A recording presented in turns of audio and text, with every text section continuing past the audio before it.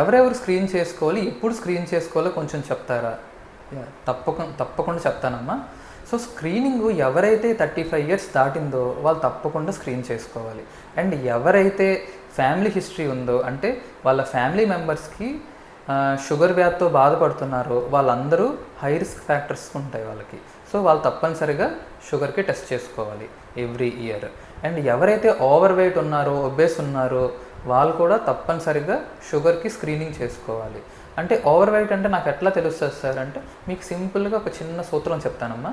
So ఎవరైతే ఇప్పుడు at least 180 centimetres ఉన్నారో -100 చేస్తే 80 కిలోగ్రామ్స్, అంటే వాళ్ళు 80 కిలోగ్రామ్స్ వరకు వాళ్ళు వెయిట్ ఉండొచ్చు. సో అంతకంటే ఎక్కువ ఉంటే వాళ్ళు ఓవర్ వెయిట్లోకి వెళ్తారు. సో 150 సెంటీమీటర్స్ అంటే 50 కేజెస్, 170 సెంటీమీటర్స్ అంటే 70 కేజెస్ ఇలా. సో వాళ్ళందరూ ఓవర్ వెయిట్ ఉన్న వాళ్ళు, ఒబేస్ ఉన్న వాళ్ళందరూ కూడా తప్పనిసరిగా స్క్రీన్ చేసుకోవాలి. అండ్ ఎవరైతే జాబ్స్ కొంచెం సిట్టింగ్ ఎక్కువ ఉండే జాబ్స్ ఉంటాయో, డెస్క్ జాబ్స్ ఉంటాయో వాళ్ళందరూ కూడా తప్పనిసరిగా స్క్రీన్ చేసుకోవాలి. అండ్ ఆడవాళ్ళు ఎవరైతే పీసీఓడితో బాధపడుతున్నారో, అంటే పాలిసిస్టిక్ ఓవేరియన్ డిసీజ్ కానీ పాలిసిస్టిక్ ఓవేరియన్ సిండ్రోమ్స్తో ఇబ్బందులు పడుతున్నారో వాళ్ళందరూ కూడా స్క్రీన్ చేసుకోవాలి. అంటే ఎవరైనా సరే ఇప్పుడు స్టెరాయిడ్ ట్యాబ్లెట్స్ కానీ లేదంటే ఇలాంటి ట్యాబ్లెట్స్ యూస్ చేస్తారో వాళ్ళందరూ కూడా తప్పనిసరిగా స్క్రీన్ చేసుకోవాలి. సో ఎవరైతే హై బీపీతో ఇబ్బంది పడుతున్నారో వాళ్ళు కూడా తప్పనిసరిగా స్క్రీన్ చేసుకోవాలి. హై బీపీ అంటే మోర్ దాన్ 140/90. అది కాకుండా కొలెస్ట్రాల్ లెవెల్స్ కూడా ఎవరికైతే తేడాగా ఉన్నాయో, డిరేంజ్డ్గా ఉన్నాయో వాళ్ళు కూడా తప్పనిసరిగా స్క్రీన్ చేసుకోవాలి. సో సరే సార్ స్క్రీన్ చేసుకున్నాం, ఒకవేళ మాకు పాజిటివ్ వచ్చింది లేదు షుగర్ వచ్చింది అని మా షుగర్ డాక్టర్ గారు చెప్పారు అనుకోండి, అప్పుడు ఏం చేయాలి sir? Yes, so sugar doctor గారు కానీ మీకు షుగర్ వచ్చిందమ్మా అని చెప్పిన తర్వాత మీరు ఏం చేయాలి అంటే ఆయన ఇచ్చిన ట్రీట్మెంట్ తూచా తప్పకుండా, అంటే చాలా పెర్ఫెక్ట్గా ఆ మందులు వేసుకోవాలి. అండ్ ఇక్కడ ఇంపార్టెంట్ ఏంటి అంటే మందులు వేసుకోవడం అండ్ ఫుడ్ కంట్రోల్లో పెట్టుకోవడం. సార్ ఫుడ్ కంట్రోల్లో పెట్టుకోవడం అంటే ఎలా సార్? సో మీరు తినేది ప్రతిదీ కూడా కొలత వేసి తినాలి. అంటే ఎక్సెస్గా ఒక్క క్యాలరీ కూడా మీరు ఎక్స్ట్రా తీసుకోకూడదు, అన్నెసెసరీ స్నాక్స్ తినకూడదు. మెయిన్గా అవాయిడ్ చేయాల్సిన ఫుడ్స్ ఏంటో తెలుసా అండి? కూల్ డ్రింక్స్ అవాయిడ్ చేయాలి.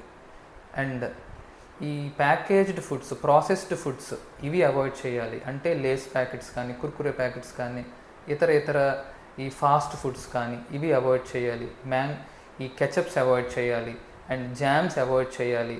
అండ్ ఆల్రెడీ ఇందాక అనుకున్నట్టుగా కూల్ డ్రింక్స్ మెయిన్ ఈ మధ్యకాలంలో ఎక్కువ యూజ్ చేస్తున్నారు, డ్రింక్ చేస్తున్నారు. సో ఇట్లాంటివన్నీ కూడా అవాయిడ్ చేయాలి. అండ్ తినే ఫుడ్లో ఎలాంటి జాగ్రత్తలు తీసుకోవాలో కూడా చెప్తాను. తినే ఫుడ్లో మీకు మార్నింగ్ టీ హ్యాబిట్ ఉంటే కంపల్సరీగా ఏం చేస్తారంటే షుగర్ లేకుండానే టీ తాగండి. సార్ అలా తాగడం మాకు ఇబ్బందిగా ఉంటుంది అంటే ఒక పని చేయండి, కొంచెం వేడి నీళ్ళు తాగండి. దాంతోపాటు ఒక 5-6 ఆల్మండ్స్ని సోక్ చేసుకొని అవి తినండి. అండ్ బ్రేక్ఫాస్ట్కి వచ్చేసరికి ఒక 2 ఇడ్లీ తినండి. దాంతోపాటు కుదిరితే సాంబార్తో తినండి, లేదంటే తక్కువ చట్నీ వేసుకొని తినండి. అండ్ మధ్యలో మీకు ఇంకేమైనా ఆకలిగా అనిపిస్తే వేరే స్నాకింగ్ కానీ స్వీట్స్ కానీ తినొద్దు. ఏం తింటారంటే కీర దోసకాయ 2 ముక్కలు తినండి. అది మీకు ఏంటంటే ఫైబర్ ఫుడ్ యాడ్ చేస్తుంది, మీకు ఏంటంటే క్యాలరీస్ ఎక్కువ ఇవ్వకుండా చూసుకుంటుంది. అండ్ మనకి ఇండియన్స్కి మెయిన్ డిసడ్వాంటేజ్ ఏంటంటే మన ఫుడ్ ప్లేటే మన డిసడ్వాంటేజ్. మనం ఎలా తింటామంటే ఒక ప్లేట్ ఉంటే 90% అది రైస్తో నిండిపోతుంది, పక్కన కొంచెం పచ్చడి కొంచెం కూర ఉంటాయి. సో అసలు ఇది ఐడియల్ వే ఆఫ్ ఈటింగే కాదు. So ideal way of eating ఎట్లా ఉండాలంటే, అందులోనూ షుగర్ డయాగ్నోస్ అయిన వాళ్ళకి ఐడియల్ వే ఆఫ్ ఈటింగ్ ఎలా ఉండాలంటే, సో మీ ప్లేట్లో 50% అంటే సకానికి సగం మీరు ఫైబర్ డైట్ ఉండాలి. అంటే ఏంటి సార్? ఆనపకాయ అవ్వచ్చు, బీరకాయ అవ్వచ్చు, దోసకాయ అవ్వచ్చు, ఇట్లాంటివి మీరు బాయిల్ చేసుకొని కొంచెం ఆయిల్లో చిన్న ఫ్రై చేసుకొని మీరు పోపు పెట్టుకొని అది 50% ఉండాలి. అండ్ సెకండ్ పోర్షన్లో ఇంకొక మిగిలిన 25% ఏముండాలంటే ప్రోటీన్ ఉండాలి.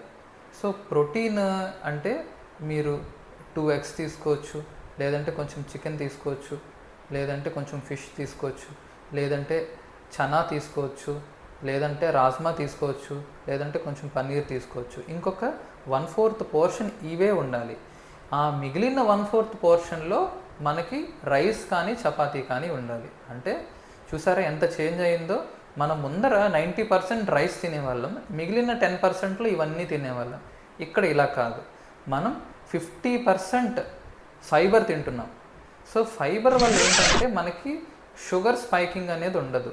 మనకి ఏముంటుంది, ఓన్లీ ఫైబర్ కంటెంట్ వల్ల మనకు వాటర్ యాడ్ అవుతుంది. మనకి ఇంకా మిగిలిన 1/4 పోర్షన్లో మనం ఏం తీసుకోవాలి, ప్రోటీన్ తీసుకోవాలి. అండ్ మిగిలిన 1/4 పోర్షన్ మాత్రమే మనం రైస్ కానీ చపాతీ కానీ తీసుకోవాలి.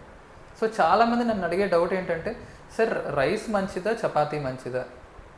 100% చపాతీనే మంచిది ఆర్ రోటీనే మంచిది. కానీ చూసుకుంటే 100 grams of rice, 100 grams of roti తీసుకుంటే రెండు ఈక్వల్ కిలో క్యాలరీస్ ఆఫ్ ఎనర్జీనే ఇస్తాయి. సో ఇక్కడ మనకి ప్రాబ్లం ఎక్కడొచ్చిందంటే, రైస్ తొందరగా అరిగిపోతుంది. అండ్ అది కాకుండా పోర్షన్ని మనం లిమిట్ చేయలేం. సో ఈరోజు మనకి ఫుడ్ బాగుంది అంటే పచ్చడి బాగుంది, పచ్చడితో కలుపుకుంటాం, తర్వాత పప్పుతో కలుపుకుంటాం, తర్వాత రసంతో కలుపుకుంటాం, తర్వాత కర్రీతో కలుపుకుంటాం, తర్వాత పెరుగుతో కలుపుకుంటాం. ఇలా మీరు అన్ని ఐటమ్స్తో రైస్ కలుపుకొని తినడం వల్ల మీరు ఓవర్లోడ్ ఆఫ్ రైస్ జరుగుతుంది ఇక్కడ. అదే చపాతీ అనుకోండి, మీకు ప్రాపర్ కౌంట్ తెలుస్తుంది. మీరు 2 తింటున్నారా, 3 తింటున్నారా, ఎంత పిండితో చేస్తున్నారు, సో ఆ కౌంట్ తెలుస్తుంది. అండ్ అది కాకుండా తొందరగా అరిగిపోదు, సో కొంచెం టైం తీసుకుంటుంది. సో మీకు తొందరగా ఆకలి కూడా వేయదు. రైస్ తీసుకుంటే ఏం జరుగుతుంది, తొందరగా ఆకలి వేస్తుంది, ఇంకేదైనా స్నాక్ తినేస్తారు. దీనివల్ల మళ్ళీ మీకు బ్లడ్ షుగర్ స్పైకింగ్ జరుగుతుంది.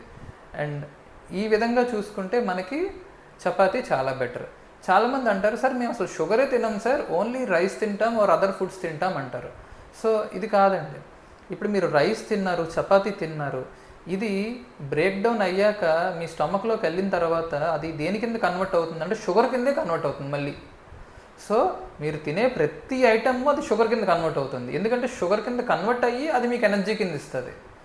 కానీ సార్ మీరు అంతా బాగానే ఉంది, కానీ మేము తింటున్నా సరే మాకు ఎనర్జీ రావట్లేదు, ఎప్పుడు నీరసంగా ఉంటుంది బాడీ అంతా అంటారు.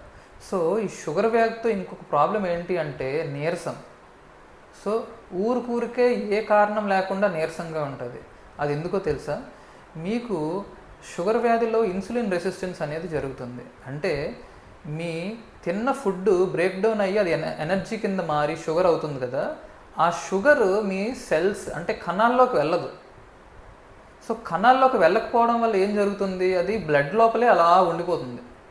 ఆ బ్లడ్ లోపలే ఉండిపోవడం వల్ల మీకు ఏంటంటే ఎప్పుడు చూసినా నీరసం నీరసం నీరసం. ఆ నీరసానికి ఇంకొంచెం తింటారు, ఇంకొంచెం తింటారు, ఇంకొంచెం తింటారు.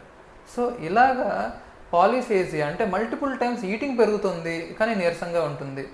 ఎక్కువ యూరినేషన్ చేస్తూ ఉంటారు, ఎక్కువ వాటర్ తాగుతూ ఉంటారు. సో ఇవన్నీ కూడా మళ్ళీ లక్షణాలు, మీకు షుగర్ వ్యాధి తాలూకా లక్షణాలు. అండ్ చాలామంది కంప్లైంట్ చేస్తారు, మాకు తరచుగా ఏమైనా దెబ్బ తగిలితే అది తొందరగా మానడం లేదండి. మానదండి. ఎందుకు మానుతుంది? ఎప్పుడైతే మీ బ్లడ్లో షుగర్ ఎక్కువైపోతుందో అది బ్యాక్టీరియాకి పెంచడానికి మీరు కారణం చేస్తున్నారు. సో ఆ బ్యాక్టీరియా కానీ ఆ ఫంగస్ కానీ అది దెబ్బ మానకుండా ఉండడానికి దోహదపడుతుంది. సో అందుకనే షుగర్ కంట్రోల్లో ఉంటేనే పుండ్లు మానుతాయి. సో ఇవన్నీ కూడా మళ్ళీ లక్షణాలు. మీరు చేయాల్సిన పనులు ఏంటంటే, షుగర్ వ్యాధి వచ్చేస్తే మాత్రం ఖచ్చితంగా ట్రీట్మెంట్కి కాంప్లైంట్ అయి ఉండాలి. అంటే ట్రీట్మెంట్ మిస్ అవ్వకుండా వాడాలి. అండ్ ఫుడ్లో ఈ జాగ్రత్తలు తీసుకోవాలి. అండ్ 3 ఫిజికల్ యాక్టివిటీ చేయాలి. సార్ నాకు 60 ఏళ్ళు వచ్చేసినాయండి, నేను ఇంకేం ఫిజికల్ యాక్టివిటీ చేస్తాను. కరెక్ట్. మీరు ఎక్కువసేపు కూర్చోకుండా ఎవ్రీ 1 అవర్కి కొంచెం ఒక 100 స్టెప్స్ వేయండి మీ ఇంట్లోనే. లేదంటే మీ గార్డెన్లో కొంచెం వాకింగ్ చేయండి. మీ ఇంట్లో ఏమైనా డాగ్ ఉంటే దాన్ని చక్కగా వాకింగ్ తీసుకెళ్ళండి. సో ఇలాంటి చిన్న చిన్న వర్క్స్, గార్డెన్ వర్క్స్ చేయండి. లేదంటే మీ మనవళ్ళనో మనవరాలను వాకింగ్ తీసుకెళ్ళండి. లేదంటే మీ డాగ్ని వాకింగ్ తీసుకెళ్ళండి. ఇవన్నీ చేయడం వల్ల ఏం జరుగుతుందంటే ఫిజికల్గా యాక్టివ్ అవుతారు. ఫిజికల్గా యాక్టివ్ అయితే మీ సెల్స్ అంటే మన బాడీ దేంతో తయారవుతుంది, సెల్స్తో తయారవుతుంది. ఈ సెల్స్ అన్నీ హంగ్రీగా ఉంటాయి. ఎప్పుడైతే ఇవి హంగ్రీగా ఉంటాయో అది ఎనర్జీని, షుగర్ని మొత్తం లాగేసుకుంటుంది. ఎప్పుడైతే లాగేసుకుంటాయో బాడీ యాక్టివేట్ అవుతుంది. Thank you so much. So ఈ ఇన్ఫర్మేషన్ మీకు నచ్చినట్టయితే మీ ఫ్రెండ్స్ అండ్ ఫ్యామిలీస్కి ఎవరైతే షుగర్తో ఇబ్బందులు పడుతున్నారో వాళ్ళందరికీ తప్పనిసరిగా నా ఈ సందేశాన్ని మీరు షేర్ చేస్తారని కోరుకుంటున్నాను.